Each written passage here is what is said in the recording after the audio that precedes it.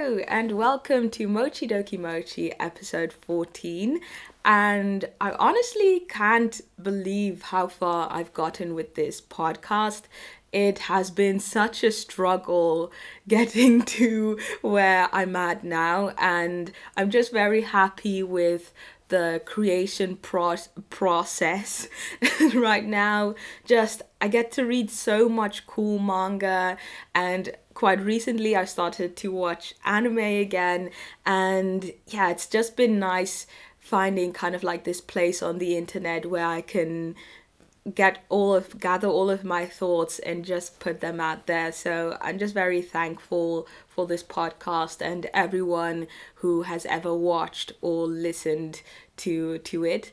So yeah, also we reached another milestone, 1,000 subscribers. So yeah, I just wanted to thank everyone who has been supporting this podcast. It's really like my passion project at the moment. But yeah, having said all of that, I would like to start talking about some manga now. So I recently started reading Pet by Miyake Ranjo, and Miyake is actually a mangaka that I've been interested in for quite some time. Aside from Pet, she's also created this really long manga, about I think 26 volumes. It's this sci-fi fantasy mystery manga, and I would love to read that, but like 26 volumes is kind of daunting, so I figured it would be nice to start off with Pet.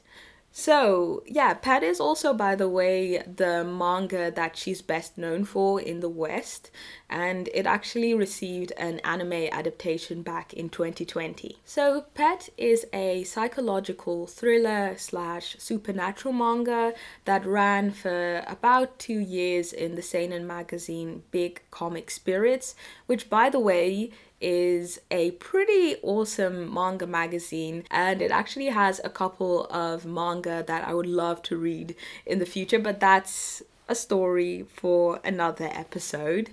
Anyway, in this manga, back in ancient China, there was a certain group of martial artists that developed a technique where they influence people by entering their subconsciousness.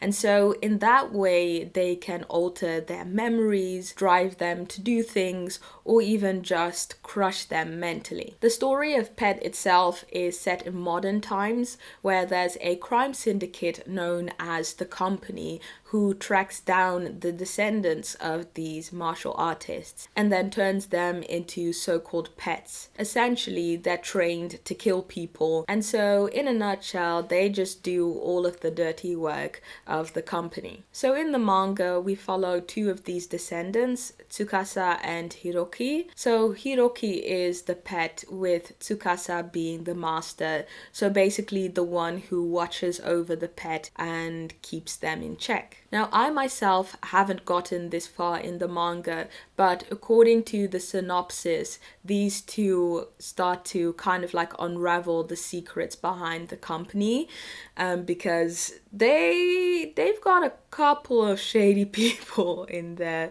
Lots of weird stuff is happening. But yeah, in total there are 5 volumes, and I've only read the first one, but I have been really impressed so far. I actually didn't read much about the manga before I started reading it, so I kind of went in blind, and it starts off kind of peculiar.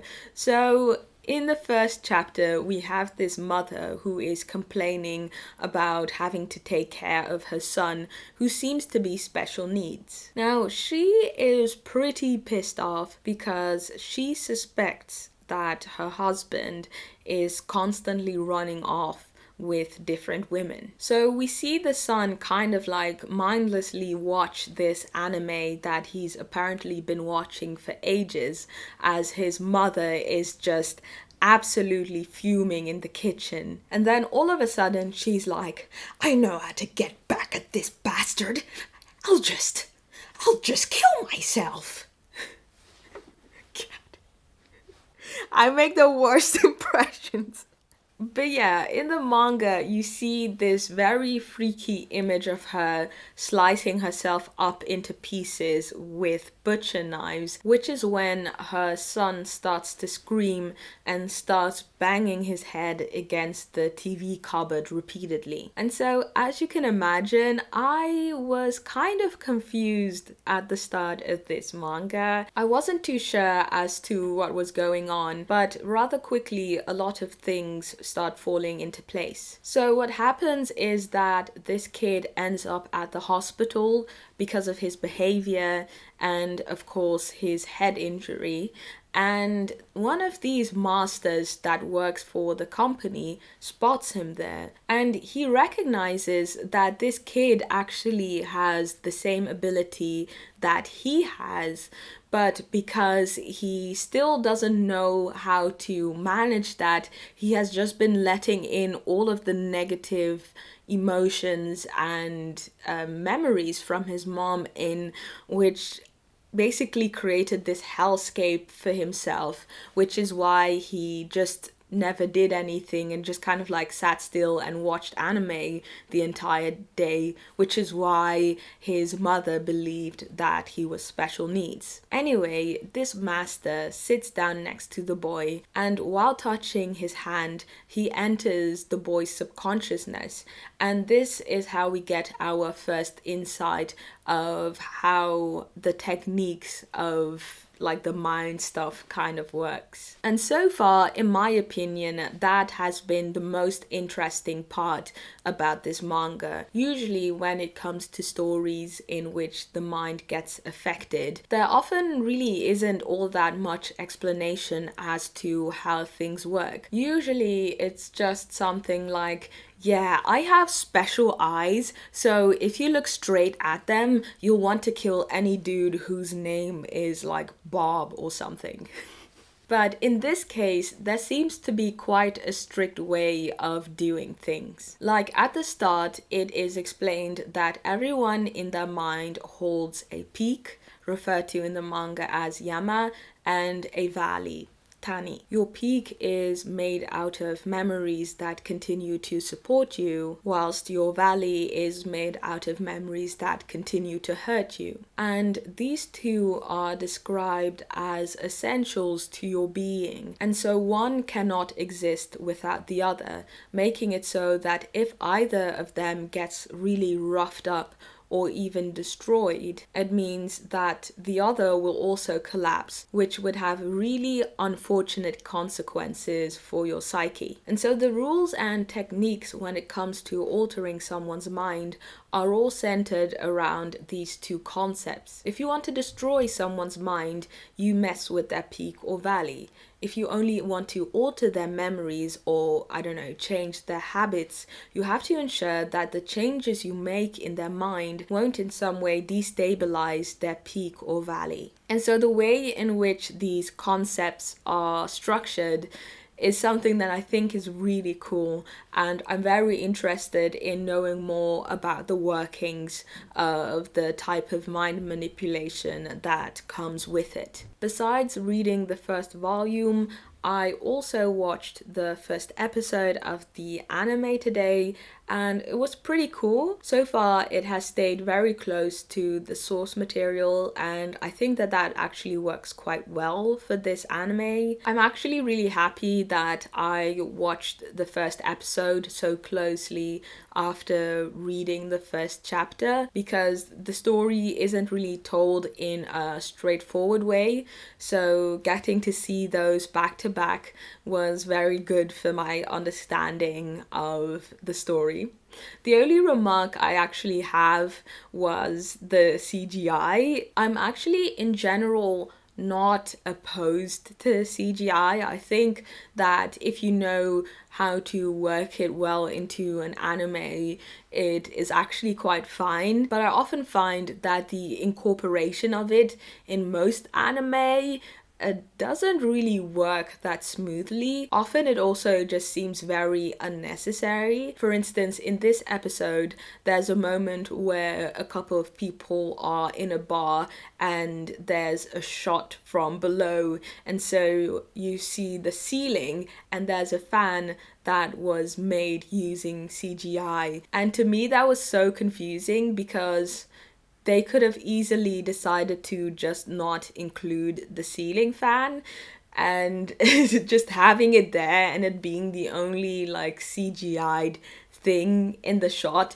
made it just look very out of place and weird. And so I got distracted by the randomness of it. And so that's kind of like what I don't like about CGI, when it just kind of like takes you out of the story, just distracts you, and you're just kind of like wondering like, why is this even here? Oh wait, I'm actually watching the anime. But yeah, I was actually planning on just reading the entire series before recording this podcast episode. But like the past 2 weeks, I've been having some vision problems. So it's been really tricky trying to read a manga this period. But yeah, it's getting better now. So hopefully I'll be back to normal in a couple of days. But moving on, I also wanted to talk about this josei manga called White Garden by Hansode. It's a fantasy one-shot that came out back in 2018. The story is presumably set in England and centers around a boy called Louis, who is in his first year of junior high school. During the summer holiday, he and his father travel to the countryside to the paternal home of his deceased mother. And they've actually sold the house since they have no use for it, seeing that Louis is still in school and his father is working. So they're actually just going there in order to clean out the house. Now, tensions between Louis and his father are actually quite high, and that has been the case ever since his mother passed away a couple of years ago. Yeah, they just don't get along at all. So the day after they arrive, Louis is helping out with cleaning the house. And when he's in the garden, he finds a strange tunnel made out of greenery. And at the other end of it, Louis finds a tiny house with a garden that is filled with white roses. It's there that a man approaches him and asks him if he has finally returned, whilst addressing him as Alice, the name of his mother. And that's kind of like what this story is about. Like, it's actually not about all that much. So this was such a painstakingly boring read. Basically, what happened is that Alice, the mother of Louis, had some type of illness that kept her from going outside, and so she made friends with this man who lived on the other side of the tunnel. And he seems to be like the personification of the White Rabbit in Alice's Adventures in Wonderland, as he has white hair and red eyes, and both Alice and Louis call him Usagi, which is Japanese for rabbit. But yeah, as you can imagine, Alice grows up and she gets the chance to become friends with someone, and Usagi gets jealous, not wanting to hear Alice jabbing about how amazing this friend is. And so he ends up kind of giving Alice the cold shoulder. Eventually, Alice is old enough to leave her parental home, and when she does, she marries Louis's dad and they have Louis. And this leaves Usagi to be all alone, and he is just waiting for Alice to return in the garden, not wanting to believe that she probably isn't coming back anymore. So then one day, because of the illness, Alice collapses while reading a story to Louis. However, Louis at the time was too young to really do anything, and so she ended up dying. And so because of all of this, Louis feels an incredible amount of guilt, believing that it's actually his fault that she passed away, also thinking that his dad blames him for it, which is why their relationship is now so bad. So in the manga, we see Usagi and Louis talk to each other about what happened to Alice, and in the end, everything kind of gets resolved. Louis fixes things with his dad, and Usagi finds out that Alice has passed away, and with the encouragement of Louis, he eventually leaves the tunnel, turning into a bunny in the real world. Plain white bread is the first thing that came up in my mind when thinking about how to describe this manga. Like, I wasn't moved by the story in the slightest, which doesn't occur often, which is either because I have great taste and good instincts and usually pick good manga, or I'm just easy to, I don't know, like feel stuff when I read stories. It's probably the latter, but yeah, regardless of that, it wasn't good. It wasn't good at all. And I think the reason is because there wasn't just a lot of depth in this story. Everything was just very surface level. Like, aside from the fact that Louis harbors guilt over his mother passing away and that he doesn't really get along well with his dad, you as the reader really don't get to know much about Louis as a person, let alone the other two characters in the manga. There just weren't many, if any, opportunities to heavily get invested in the story. And so towards the end, when those emotional beats came, it was high-key giving tumbleweeds.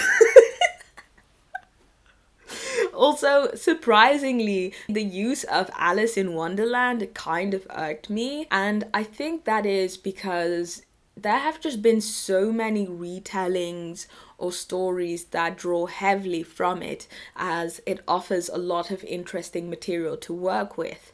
And so seeing it being used so poorly and blandly is just very disappointing in my opinion. Like, the only elements that were taken were that 1, the MC's character's mother was called Alice, 2, she really enjoyed reading Alice's Adventures in Wonderland, 3, there was a dodo in the garden, and 4, the rabbit got borrowed and personified. That's basically it. Yeah, it was just really disappointing. However, one thing that wasn't a disappointment in the slightest is this next manga called Hanazono ni Miki ga Tatsu, and this is another new series published in Hata, and it started back in October of last year, so they're just a handful of chapters that have been released, but it's already so good. It's so good. So this is the debut manga of Nozawa Yuki, and it's, I guess, kind of like, I don't know, I'm messing up my words, but it's kind of hard for me to put in a category. I guess you could call this just a school life manga, perhaps a drama, but I think it's more just plainly a school life manga. In any case, it's about a boy named Tono Miki who applied for a position at Orin Gakuen. This is a private high school that is affiliated with several educational institutes running from Orin Kindergarten up until Orin University. So basically, most of these students have known each other ever since they were toddlers. What's more is that Orin Gakuen, like its other counterparts, is a girls' school, or at least was up until now, because this year they decided to become co-educational, which is how Tono was able to even apply in the first place. So in total, there were 5 boys who applied and managed to pass the entrance exam. However, 4 of them eventually decided to decline. Tono is made aware of this by the head mistress, who asks whether or not he's sure that he actually wants to attend this school, and he adamantly agrees. And he doesn't agree because of the prospect of being the only guy at school surrounded by all these pretty girls.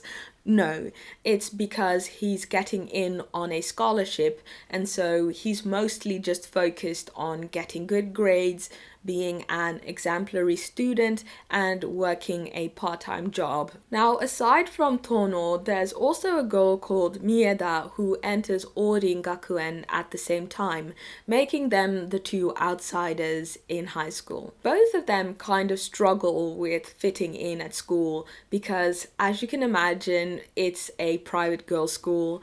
All the girls are extremely elegant and posh. Like, they don't even greet each other with just a regular konnichiwa or even ohayo gozaimasu. No, they say gokigenya, Gokiganya, which is a very formal and feminine way to greet someone. And so that's the thing we see Tono struggle with in the first chapter. And just from those first 35 plus pages, I knew that I was really going to enjoy this manga because it's so incredibly adorable, heartwarming, and just really fun. One thing that I was very much so impressed by with the first chapter was how swiftly and naturally the premise was set. We drop in 2 weeks after the school year has started, and Mieda and Tono have already kind of teamed up as the outsiders. However, Tono is clearly struggling the most when it comes to integrating. Mieda is very upbeat and kind of wears her heart on her sleeve, so rather easily she's able to interact with the other students. Tono, on the other hand, whenever someone greets him with the classic "Gokigenya," he doesn't know how to respond, and he's just like,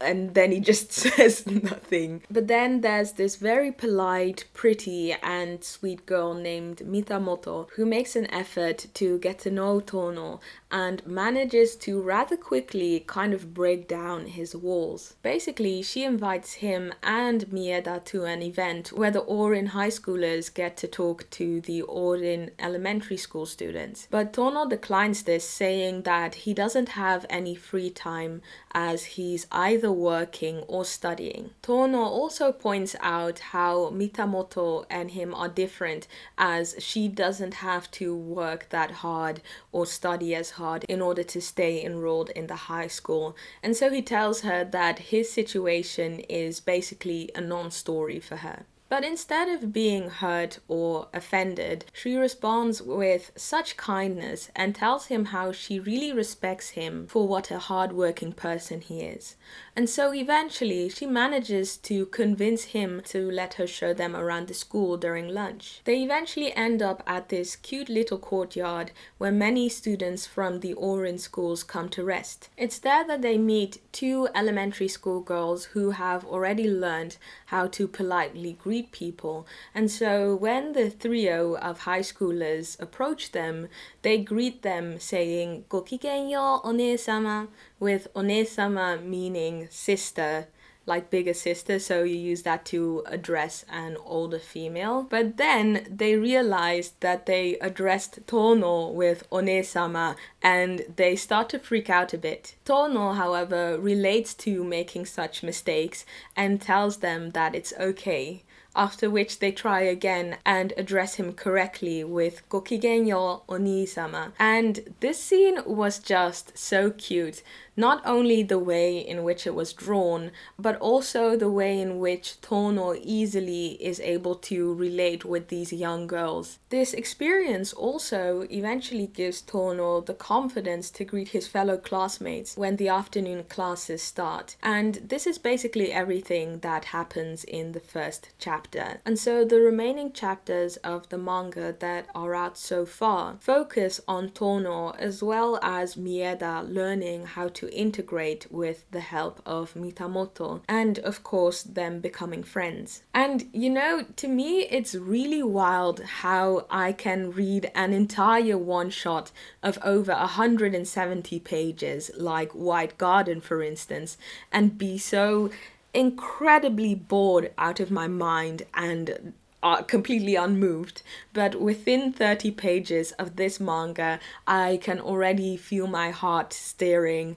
and my eyes stinging. It's just that reading manga that is so enjoyable that it makes me feel something inside is just magic to me.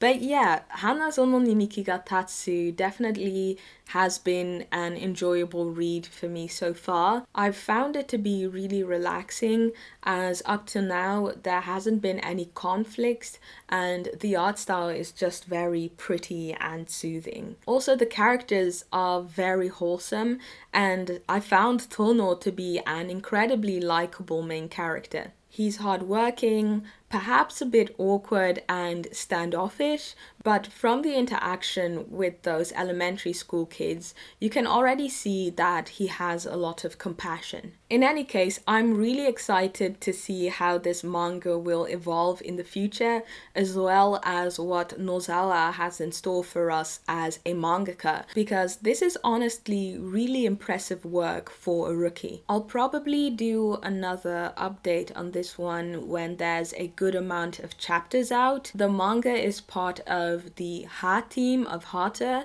so 10 chapters are expected to come out this year. So yeah, I'll probably be going over at least the first volume by September. Now, I also wanted to talk about the Taisho Awards this episode, because there's some news about it. This is actually one of the biggest manga awards in Japan, and it started back in 2008 with the aim of promoting and recognizing new works of manga. Basically, any manga that was published in the year before and has 8 or less volumes is eligible for the prize. And so at the start of every year, usually around 10 to 12 manga are nominated, and then in March the winner is announced. So this year's nominees have just been announced, and I would like to give my initial impression of the list.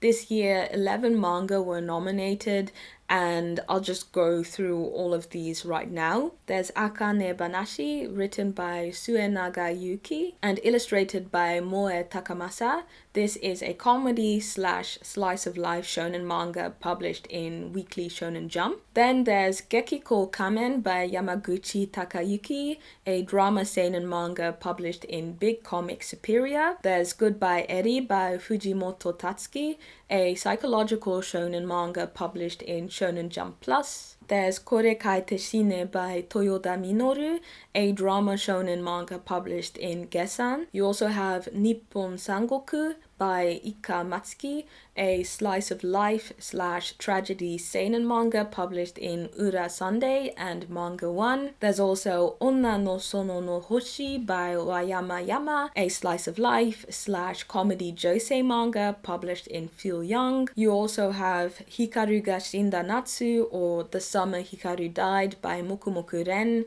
which is a horror / mystery seinen manga published by Young Ace Up. There's also Super no Ura de Yanisu Futari by Jinushi, which is a comedy / romance seinen manga published by Big Gangan. Then there's also Takopi's Original Sin, which is a drama / psychological shonen manga by Taizan 5, which is published by Shonen Jump Plus. There's also Tenmaku no Jadūgal, A Witch's Life in Mongol by Tomato Soup, which is a drama historical josei Josei, published by Soufflé.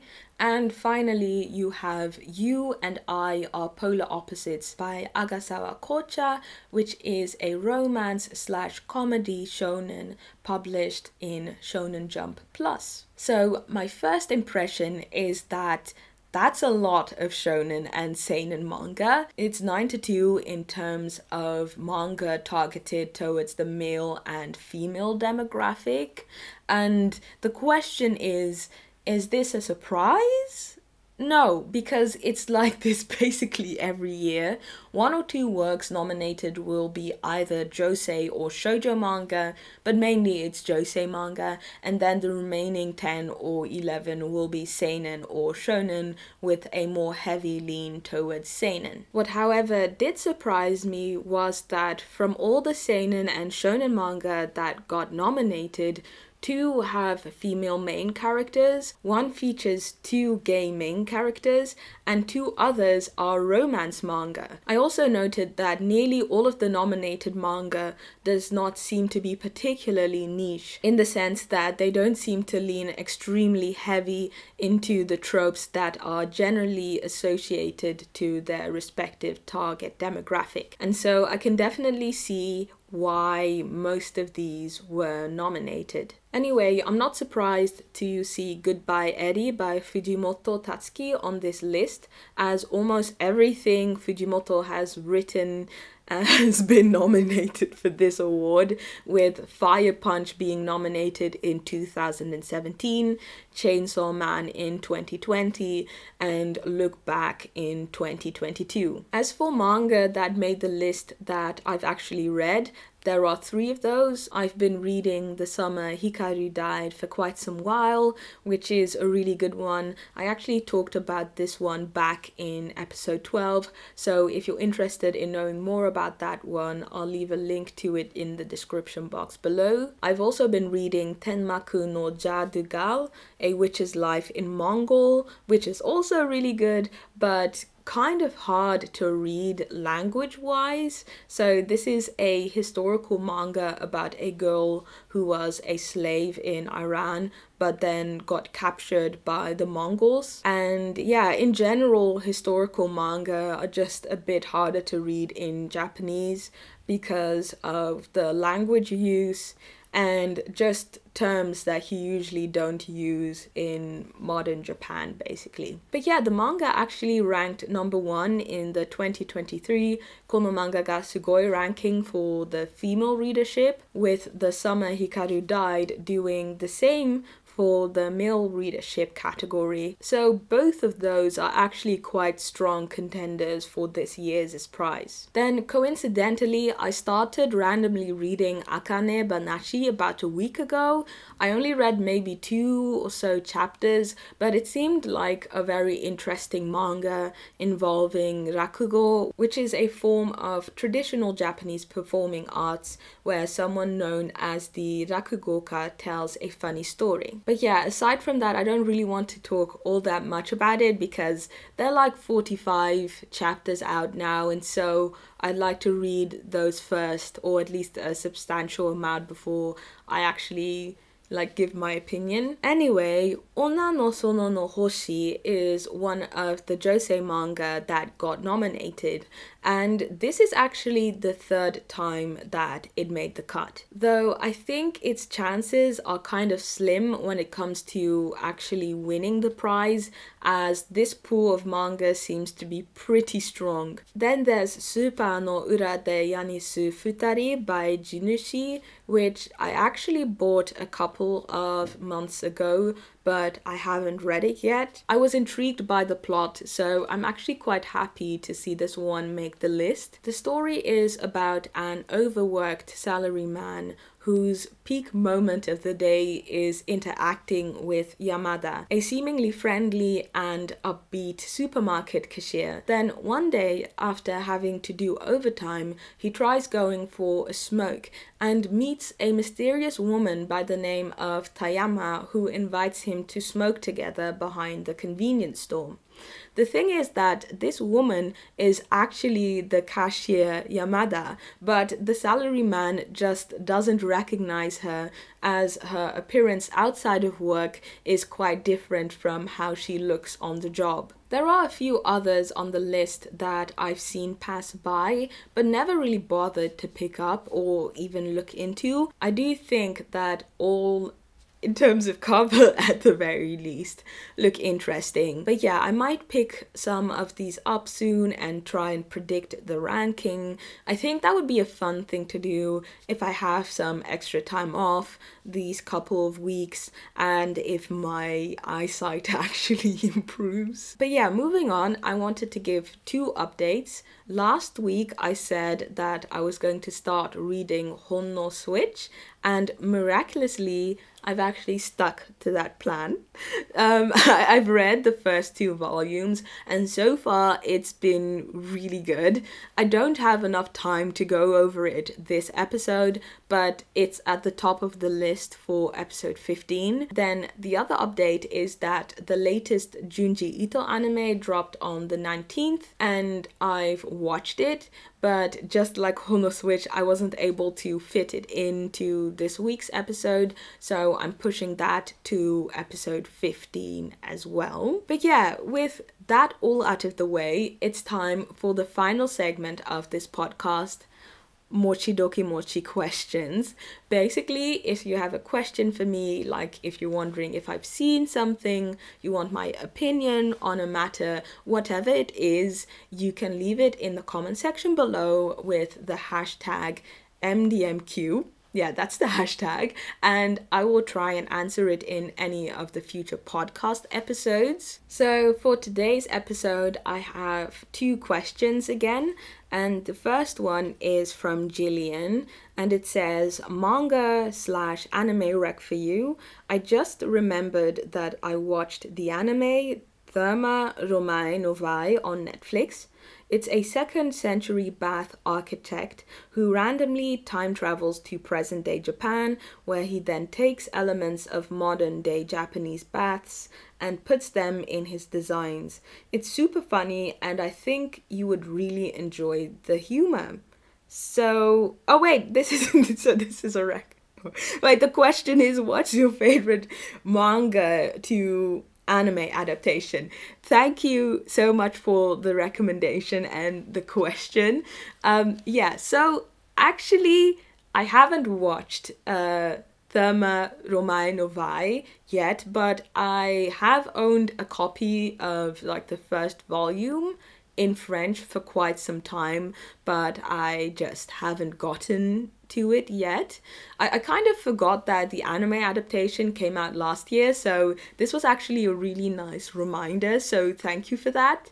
I'll try and actually watch it coming week or the week after so that I can discuss it on the podcast, because it looks really interesting and it sounds really interesting, so it's definitely something that I think I could binge in like a morning or an afternoon. But yeah, I've actually seen something before from this the person who made this manga. Her name is Yamazaki Mari. So yeah, she's actually mainly known for her work that centers around Italian history and culture.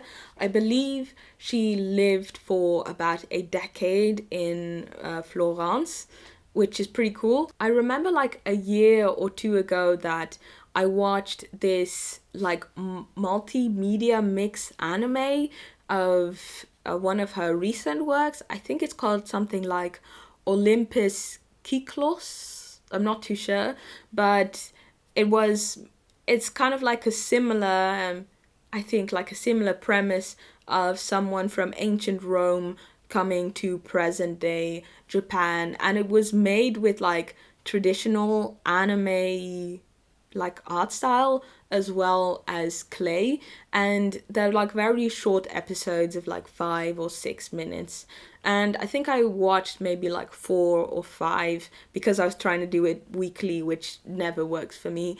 But so far I thought it was interesting. But yeah, I think it's also cool now that her work also has like a full length anime, like not just 6 minutes, but actually like 20 plus minutes. So I think that's cool. I'm a bit tired. It's starting to get late. But as for your actual question, Gillian, what was the question again? What's your favorite? Sorry.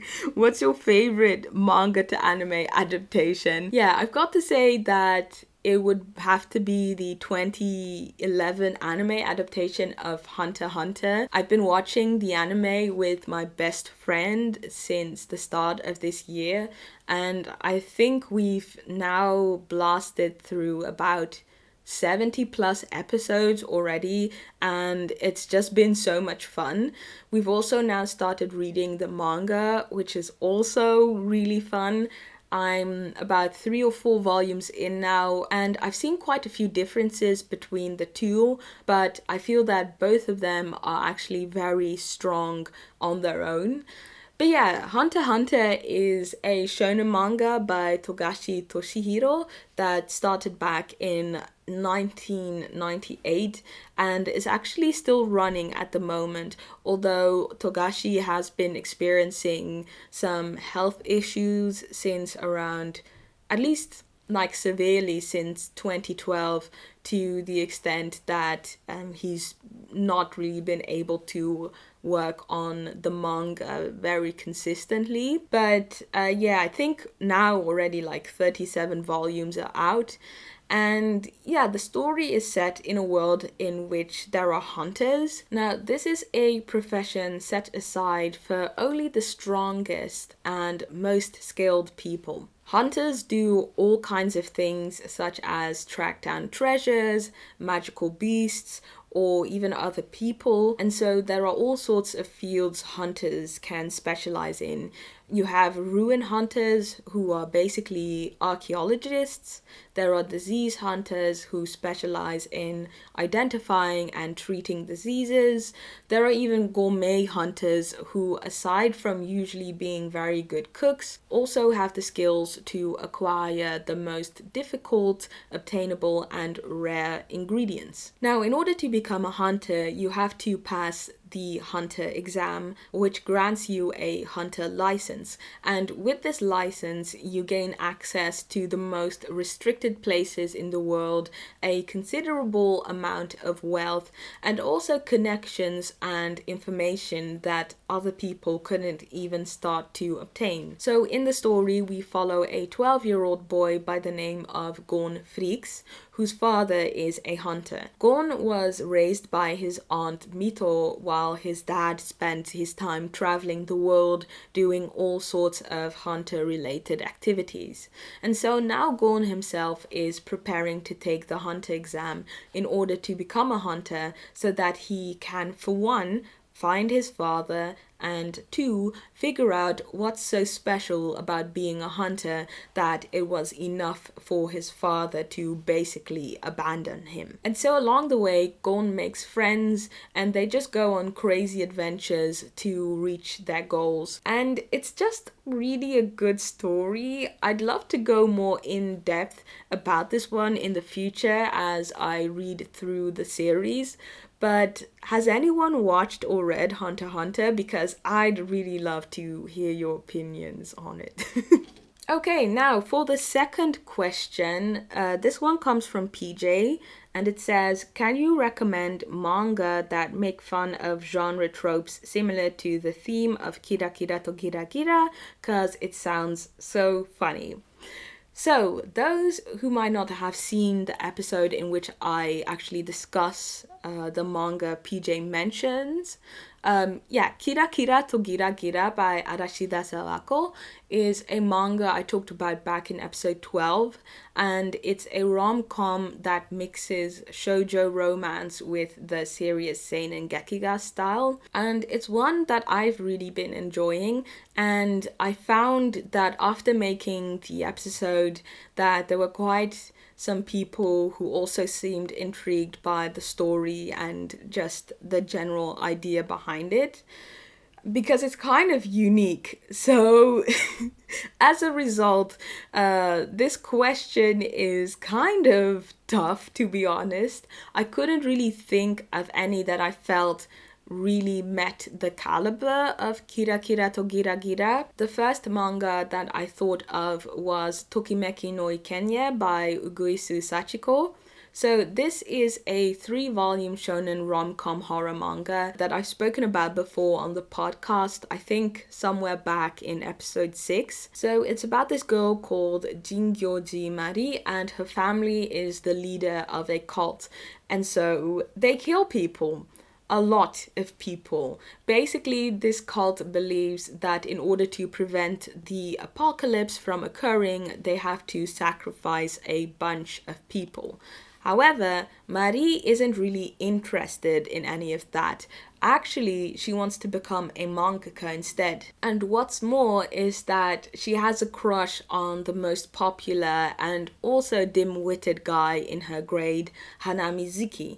And so the manga is a mix of very classic shoujo like type imagery with horror, which makes it kind of funny in my opinion.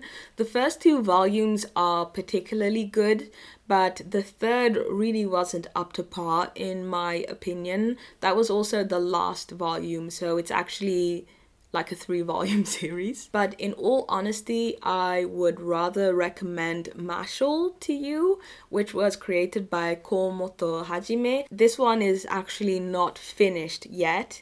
I spoke about this one as well back in episode 5, which was a really long while ago. It's a shonen fantasy / comedy manga that is a parody of both Harry Potter and One Punch Man. And so it kind of makes fun of a lot of the shonen adventure / action manga tropes. And so it's not that similar to Kirakira to Giragira, as it doesn't take like 2 very opposing genres or like demographics and like mashes them up, but it's still very, very funny in my opinion. So Mashle is set in a world filled with wizards and witches, and so magic is essentially used for everything. In this world, you have a boy named Mash who happens to not have magic, but all his life he's been bulking up physically, so now he's incredibly strong. He lives in the forest together with his father, but then one day he gets discovered by a wizard, and this leads to a strange series of events where he now has to enter a school for wizards and witches in order to protect the life that he has with his dad. Just a really good manga, definitely one of my favorites.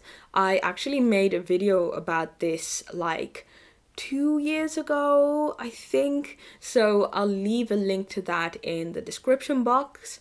The last time I binged it was about a year ago, so this would actually be a perfect moment to catch up again, as there should be about 50 to 60 new chapters there for me to read. So yeah, I hope that this was at least a bit useful. Thank you so much for your question, PJ. And with that, we have reached the end of this week's episode.